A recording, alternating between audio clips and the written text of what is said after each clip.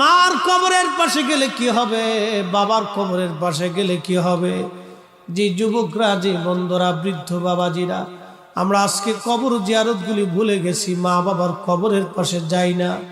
আপনি জানেন বাবা মার কবরের পাশে গেলে কি হয়? যখন আপনি যা থেকে সালাম দিবেন, তখন বাবা কবর থেকে সালামের জবাব দিয়ে বলে, দেখছো আমার খুকা বুড়া হয়ে গেছে, কিন্তু আমি বাবার কবরের পাশে দাঁড়ায় গেছে। মা ডাকবে, দেখছো আমার ছেলেটার দাড়ি পেকে গেছে, তারপর আমার ছেলে আমার কবরের পাশে দাঁড়ায় গেছে।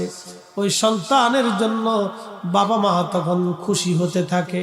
যখন সন্তান কবরের পাশে দাঁড়ায় কিছু জিয়ারত করে, বাবা মার জন্য দোয়া করে, তখন কবর থেকে বাবা মাও দোয়া করতে থাকে।